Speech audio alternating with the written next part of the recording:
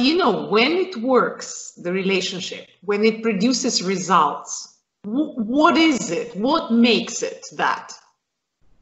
Oh, well, as as Neuhaus, Heinrich Neuhaus said once, I don't know if you know, but if not, I will remind you. He said once that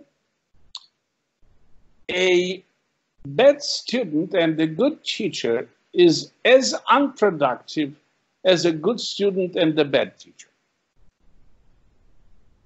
So it's a combination. You have to have it on both sides. You cannot have a very good material on one side and the mediocre material on the other side and have a success, no matter which size it is. It doesn't matter.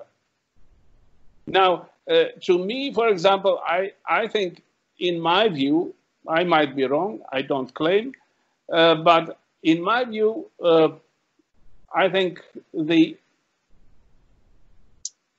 inherited talent, or whatever we call that,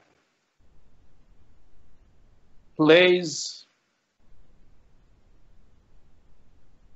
maybe 10% of the final result. The rest, unfortunately, is hard work. And so hard work on both sides, of course. I've been in academia, well, I sold myself anyway, so for 51 years now almost, yeah. And in 51 years and in 4 countries, basically, I cannot say that I ever was preparing for a lesson, specifically for some lesson. No, never. But was I indeed preparing for them? Yes, I was. Here. I'm thinking about the music. The music I play, the music they play, doesn't matter. But I always look for an idea. Of course, there are ideas and ideas. You know, there are some cheap ideas and some not so cheap ideas. So, but then you have to know who you're dealing with. Of course, you would not sell something that is maybe harder to comprehend to someone who is not advanced enough up here to comprehend it. But so you just try to match. I try to match whatever I come up with whoever is in front of me, because I never know who's in front of me.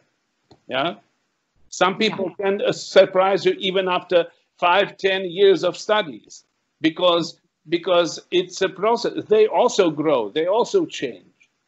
Not well. I change, of course. Yeah, I get older, but I'm not the only one.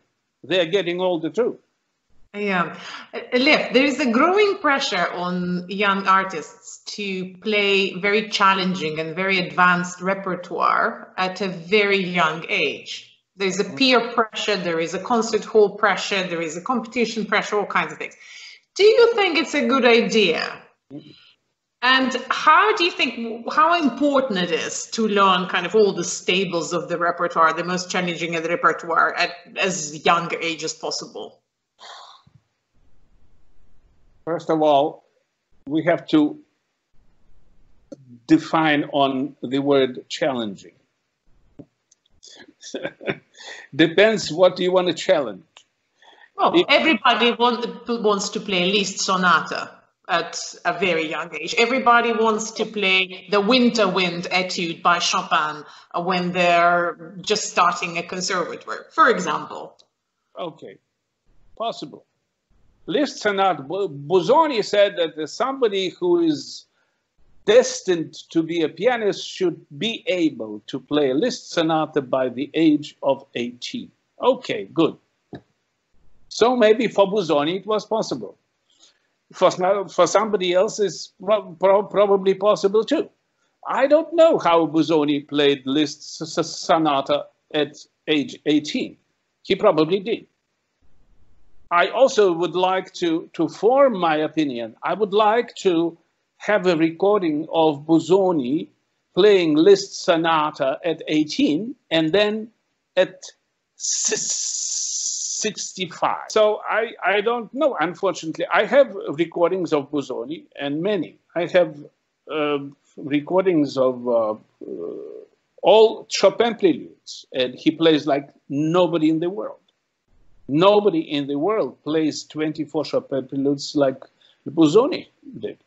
Not one person in the world. Yeah?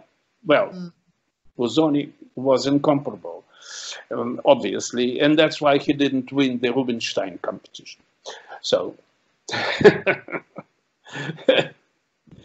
you know who won the Rubinstein competition? No. At that time? Yeah. In 1895. That was the first competition in the world organized by Anton Rubinstein. Anton. Not Arthur. No. Anton.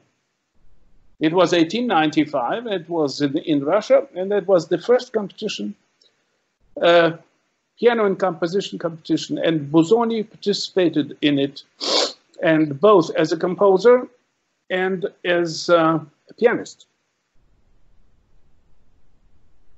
And Rubinstein decided to give him the first prize as a composer. And then he said, it's not possible that some Italian guy wins a Russian competition, but both as composer and pianist. So we cannot give him a prize as a pianist. We give it to a Russian guy, Nikolai Dubasov. Have you ever heard of Nikolai Dubasov? Yes, you're not alone. Don't worry about it, because nobody did. Anyway, and that's basically the idea of competition. So it was from the very start, from the very first one, in 1895, the first international Anton Rubinstein piano composition competition. And the jury was all celebrities of the time were there. And nobody minded. So Nikolai Dubasov won as a pianist. He never played anything. But Busoni lost and somehow became one of the best pianists of all times, not only of his time. Yeah, on the par with Rachmaninoff and Horowitz and Moisevich and Friedman and Hoffman and I don't know, Rubinstein himself. Yeah. You name it. Do you set a repertoire to your students, or do they bring it and then you discuss and maybe dissuade them or persuade them? How do you operate repertoire choice-wise? I operate, I have a few, how should I say, a few basic ideas about this. Yeah. Each student, first of all, each student needs a different approach to begin with. Each student, first of all, needs a personal development, of course. Nobody discounts that. But together with that, each student also needs to develop a career. And you cannot discount that either, particularly in our time. As you suggested already, that they have an uphill battle, yeah? It is an uphill battle that they face. It's totally impossible now to do anything, but particularly in major megapolises like New York, London, München, Berlin. You cannot, Paris, nothing. Yeah? Never mind the COVID-19. I mean, now everything's closed anyway. And they all suffer, by the way. All of them. But again, so to go back to where we started. So my considerations would lie between the personal development. So part of it, I sort of recommend things to upgrade a little bit a personal development. And the other part is to build a repertoire for either it is a competition or concerts or whatever they have at the moment. Yeah. And with that, of course, I try to teach them how to create a program. In nowadays, particularly, that's very important because there are too many smaller venues and smaller concerts and house concerts and this and that. In other words, a solo recital would be the easiest to do now, to make up a program for a solo recital. The problem is that it is very seldom that a solo recital is asked, but because most people, the art has been commercialized incredibly, so that the most finances, the most money, the lucrative performances are performances with orchestras, because orchestras, of course, are better financed than recital series and festivals and whatnot, right? Mm-hmm. So orchestral dates are the most important. So what I do is I make sure that they build orchestra repertoire. That's number one thing, because that is good both for development and for the career. So doing that, you kill two rabbits with one shot, so to say, right? Mm-hmm. And then you see the solo repertoire. Of course, you depend if I have, for example, some competition hungry, crazy people, which I do have occasionally. Yeah, so you have a limit to work with, because each competition thinks of itself as I don't know, is a Mont Blanc, and they create their own programs, which 90% of the time are totally idiotic. But nevertheless, you either comply or don't participate. So they have to comply. Mm-hmm. So since they have to comply, I have to comply. Mm-hmm. Okay. Now, after these two, how should I say? These two parts are solved. So the orchestral repertoire and competition compliance, yes. Then we are free to choose. Then whatever is left there, so much. That is left for personal development. Okay, that's why the more people play in competitions, the less developed they are as musicians. That's a given. There is nothing you can do about that. On the other hand, the more they are developed as musicians, the less known they are, because the competitions don't need musicians. They need an absolutely different thing. They need equality. Yeah, that's quite a dilemma. But talking about programming, actually, there is a tendency in concert halls, again, to present programs which are very challenging. I think there is a lot of ego served by performing artists to say, look, I can do this. Look how great I am. I'm playing all this amazing pieces of music. And actually, what we are seeing is the opposite effect. We are seeing diminishing of number in the audience. We are seeing lack of young people in the audience. Right. And diminished interest towards classical music altogether. So I think somehow there is a conflict between this well-known names that are performing and the programs they select, and what happens with development of a classical audience. You're absolutely right. You're absolutely right. I tell you why. Because you nailed the issue on the previous question too. When you were talking about challenges, if you remember, I said it depends on what challenges. Then you jumped to the Liszt sonata, but there is a huge challenge to play a simple, I don't know, Chopin nocturne, or a slowest in the world Scarlatti sonata, or a simplest two-voice prelude and fugue, right? So it depends what kind of challenges you're talking about now. So if the challenge, fast, loud, and clean, that's one challenge. If the challenge is to hear everything you do, that's another challenge.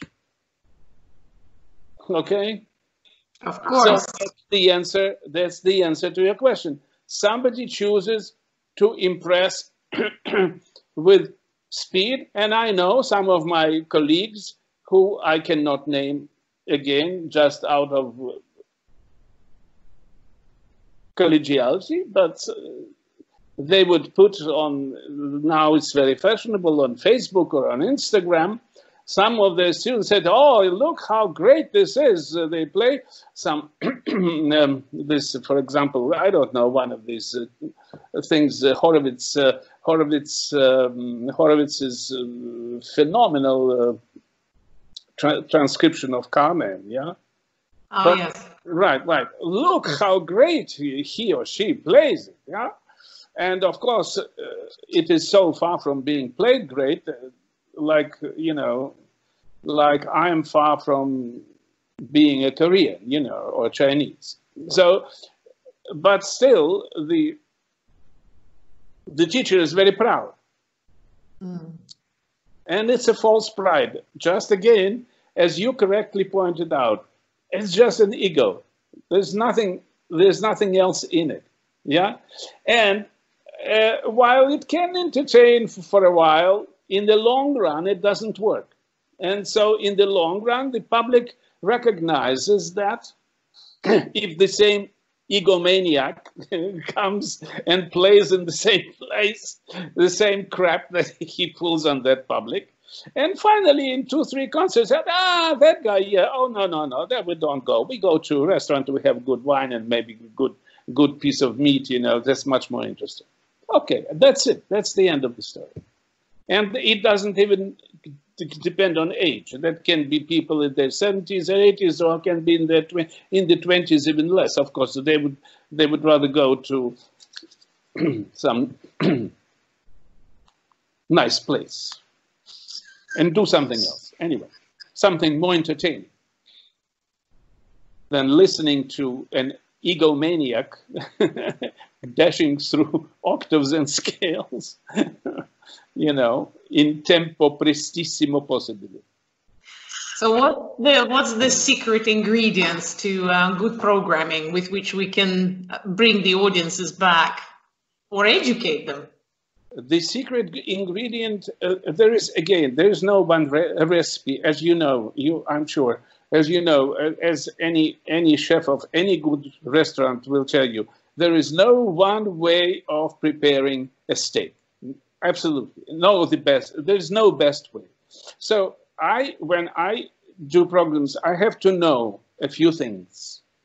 I have to know the audience, the concert hall, the size of the hall, the acoustic, the presenter, and the occasion, and then on the part of the artist strengths and weaknesses, and the interest of the artist and the presenter.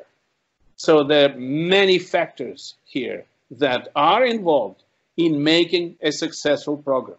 Something that is successful for Carnegie Hall, 8 o'clock in the evening concert, is not successful for Carnegie Hall, 11 o'clock Sunday concert, or Alice Tully Hall, or something that is successful for Wigmore is not successful to Royal Albert Hall. Or you can continue the list. something that is successful for Marta Argerich will not be successful for Sokolov, and vice versa. Something that will be successful to a Joe Blow, who nobody knows, would not be successful for Pogorelych or Pletnyov. Well, for Pletnyov, everything will be successful. Never mind that. Anyhow, so that's the secret. You have to know your client to create a program. And so it depends. For example, you have this wonderful festival in in Navplio, yeah? And if you ask me, if I want to play, for example, a concert, and you ask me, well, what would you like to play? Do you know what my answer would be? What would it be? It would be, what would your audience like to hear?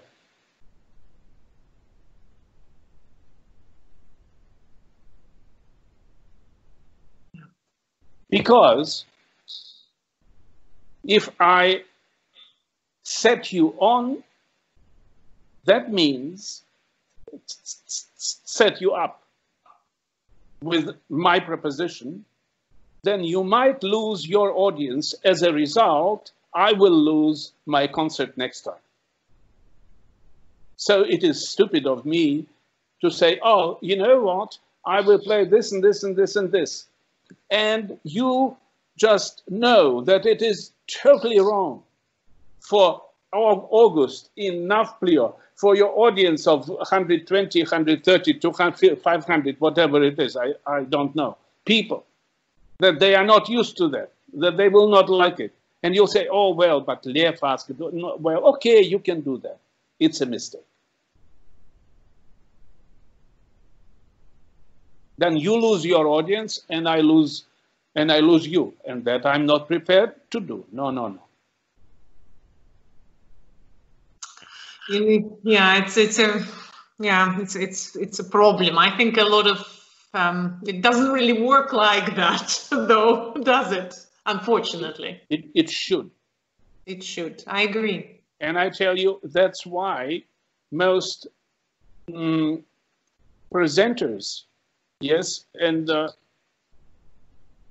don't want to work directly with artists. That's how managers make money, because artists are egotists mostly. And so it's very difficult for a presenter who is concerned with overall success of enterprise. Yes? And some presenters, of course, like yourself, are artists, but most presenters are not. And they don't know. So they are concerned exclusively with the success of the enterprise, not with the artistic success, but with the success of the enterprise only. Yeah? And it is totally impossible for them to talk to artists. That's why they talk to managers. Because with managers, they can talk, they are on the same wavelength. With artists, they cannot talk. That's how the guys make money now. Okay, well, moving from this sad subject, what do you think are important qualities for the artist, apart from the musical talent? What personality traits do you find important for to become a successful artist, either performing or teaching or in any other field? Positive thinking and communicator skills.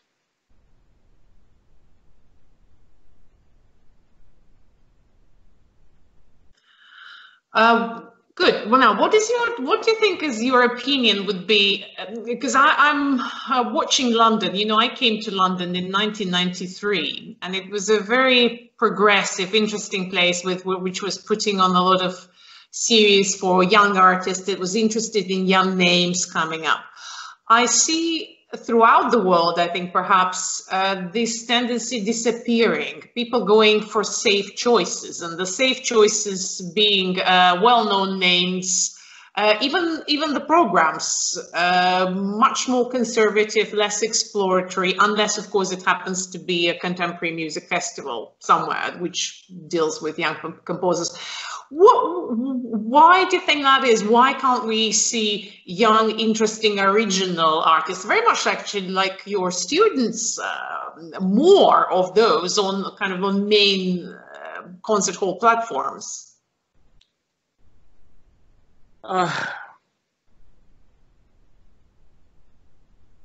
Reminds me of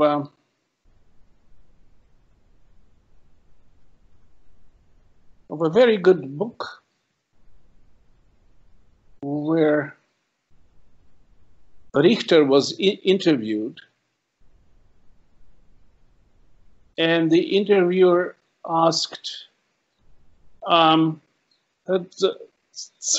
Teofilevich, you are known to like to play in small places, like in schools, in palaces of pioneers, dворцы пионеров,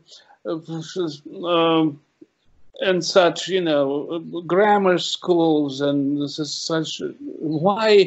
Why do you prefer to do that? And Richter said, who told you I prefer that? Well, says the interviewer, you made this wonderful, very famous, of course, trip on Trans-Siberian train and played on every stop and blah, blah, blah. And he said, no, it's all because of the managers. I said, how's that? Well, because whenever I say that I would like to play somewhere, they always say, it's booked. We can book you in 2 years. But, says Richter, in 2 years, I don't know whether I'll be alive or not. Or maybe I will not be even in good shape. How do I know what I will do in 2 years? That I cannot know. And so whenever I ask for a good place to play in Moscow, for example, there is always someone, and he named the name of the pianist, a living one. That's why I don't want to mention the name. And it's always placed there. So I cannot. So I go to a school. To answer your question, why are these people? Because there are others who I would not name for obvious reasons, who occupy good platforms. And that's why, since the public taste is not, how should I say, honed, not cultivated enough to understand the difference between an egomaniac and an artist. Yeah? So for them, it doesn't matter. So that's why egomaniacs occupy most of the stage places. And real artists we hear very, very rarely. And those of us who are in the ungrateful business of producing something, I mean, minimally creative, we produce it for ourselves, which is fine, which is okay. We enjoy it too. Yeah, well, yes, some of us, maybe 0.1%, yeah. Mm-hmm. But 99% are subjected by this bombardment of mediocrity, and there is no way one can change that, because it has to be changed on both ends. So on the end of the consumer and on the end of provider. So the provider has to be something interesting, and the consumer has to be brought up to the level, cultivated to the level where he or she would appreciate the provider. And that is an enormous task. And nobody is interested, because people are interested basically in the financial outcome. And if the financial outcome is okay, it doesn't matter. What does it matter who plays Joe Blow or Blow Joe? It doesn't matter. It can be both. Well, I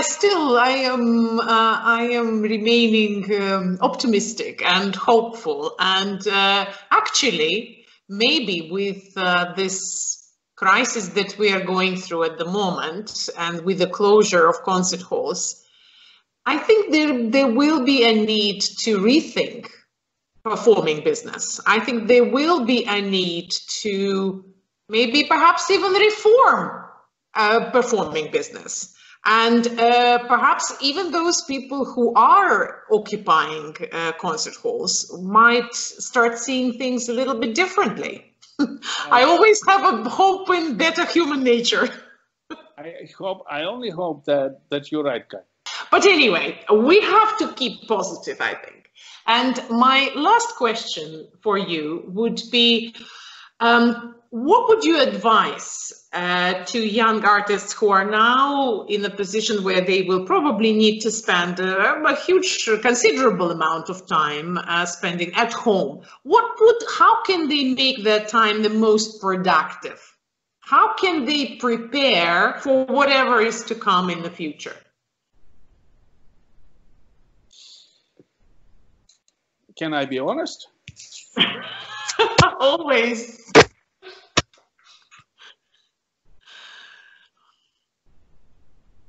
Read and listen to old masters and to yourselves. Now, when I say listen to yourselves, this sounds trivial, but it isn't, because most people cannot listen to themselves. Listening means intense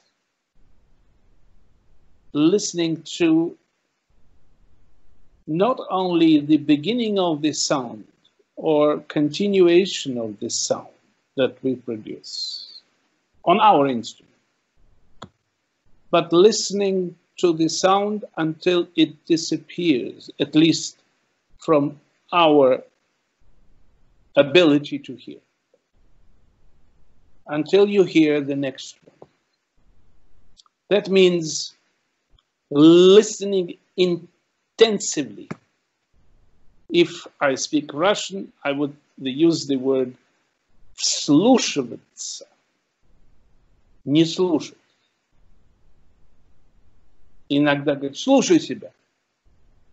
Ответ, я слышу себя. Okay? So listen to yourself. I'm listening.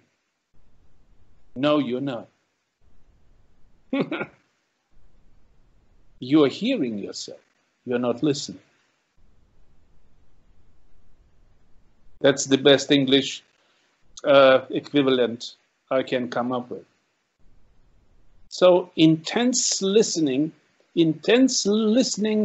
to yourself, and the same intense listening to great masters, not to your peers. No. To great masters. As much as we progressed in technology, and as your husband says, he's absolutely right, in science and technology and cyber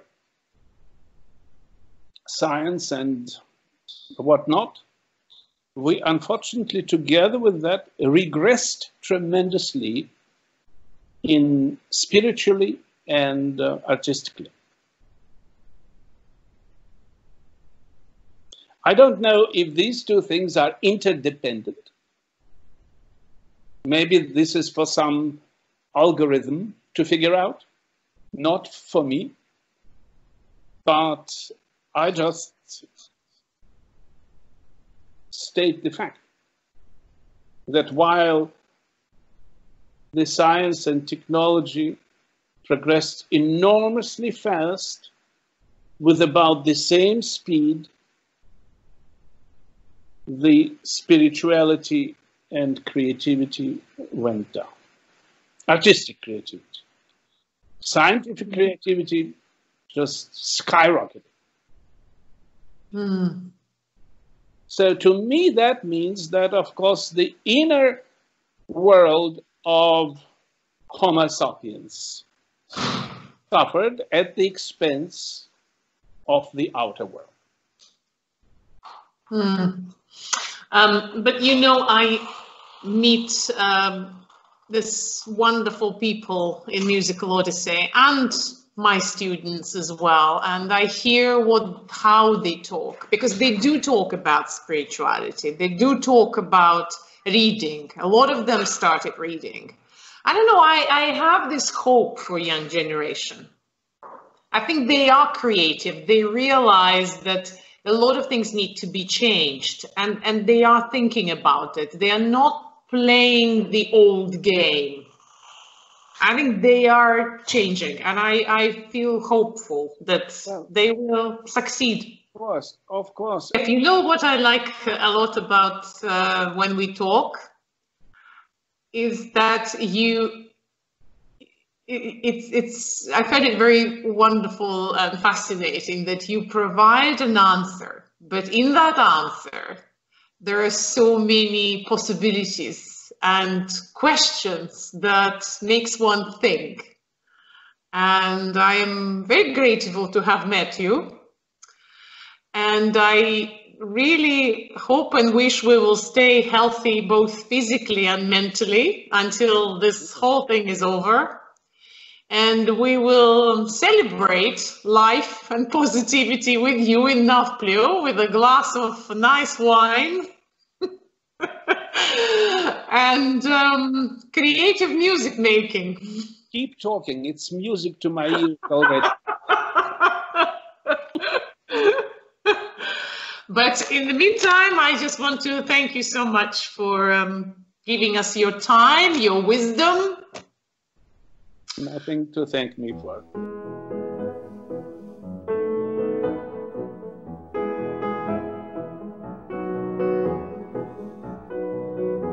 Ich habe eine Brieftaube in meinem Sold, die ist gar ergeben und treu.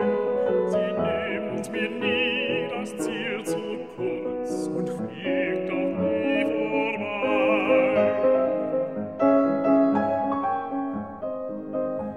Ich sende sie viel tausendmal auf Kundschaft täglich hinaus, vorbei an manchem lieben Ort, bis zu der liebsten Haus.